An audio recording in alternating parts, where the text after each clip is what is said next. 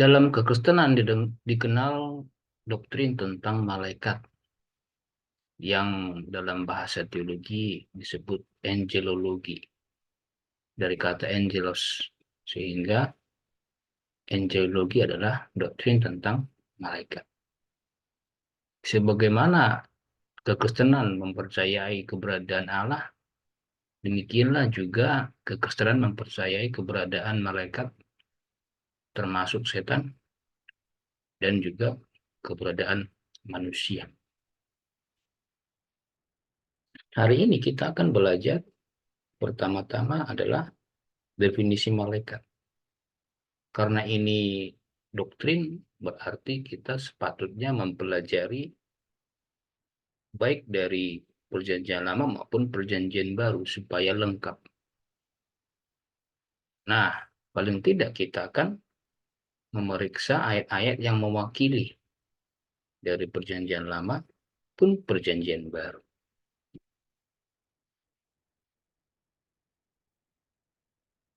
Malaikat rupanya dapat dipahami sebagai utusan ilahi, utusan Allah.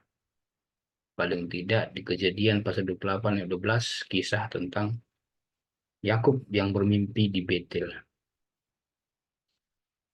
Kisah itu mencatat waktu Yakub berangkat meninggalkan kampung halamannya.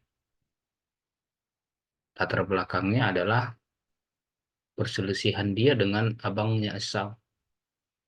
Karena rupanya Yakub kedapatan mengambil berkat Esau.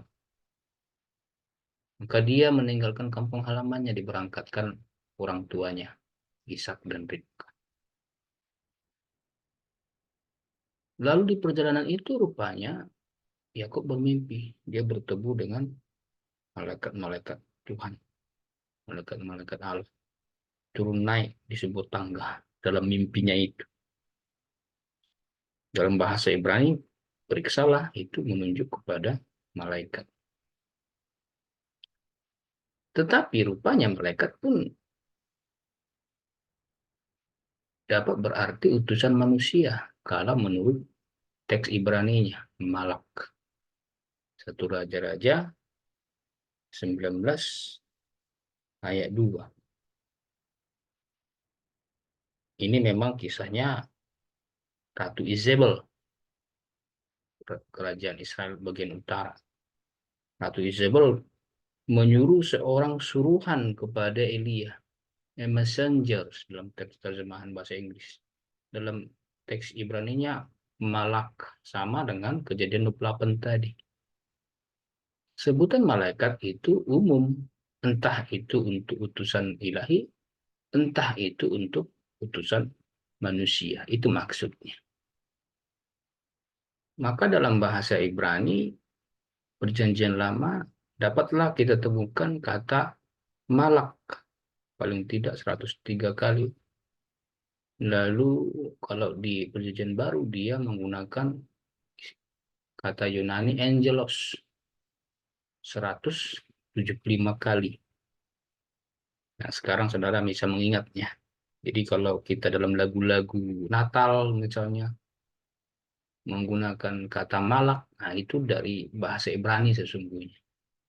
Kalau kita mendengar istilah angelos itu dari bahasa Yunani. Dalam ayat lain, malak itu rupanya diterjemahkan menjadi putra Allah atau anak-anak Allah. Ingat kisahnya di Ayub pasal 1 ayat 6 ya. Datanglah anak-anak Allah menghadap Tuhan. Datang anak-anak Allah menghadap Tuhan. Malak menghadap Yahweh. Lalu di pasal 38 ayat 7 pun disebut di situ. Anak-anak Allah juga. Saya coba buka ayatnya ya. Begini bunyinya. Pada waktu bintang-bintang fajar bersorak-sorak bersama-sama dan semua anak Allah bersorak-sorai,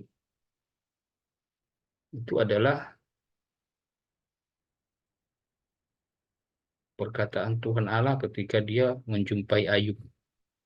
Ketika Ayub di pasal-pasal terakhir kitab itu kemudian akhirnya menyadari kekuasaan Tuhan yang begitu besar.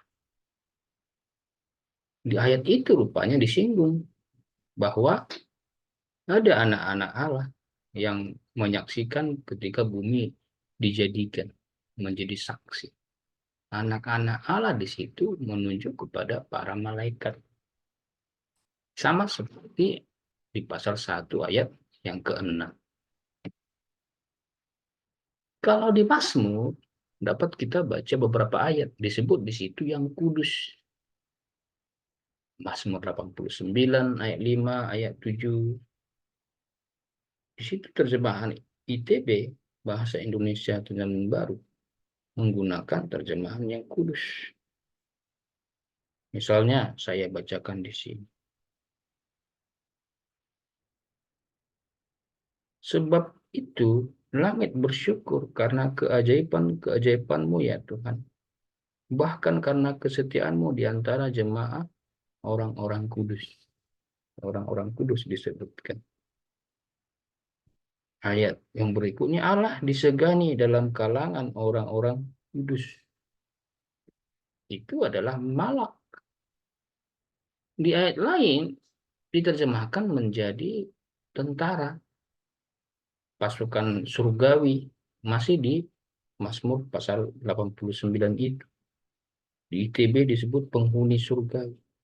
Siapakah di awan-awan yang sejajar dengan Tuhan Yahweh, yang sama seperti Tuhan di antara penghuni surgawi? Paling tidak itulah ayat-ayat yang mewakili agar kita memahami apa itu definisi malaikat. Jadi teks yang digunakan di Ibrani itu malak. Sementara terjemahannya ke Indonesia itu bisa beragam. Entah itu malaikat, entah itu anak-anak Allah, entah itu yang kudus, entah itu tentara atau pasukan surgawi. Tuhan memberkati kita sekalian.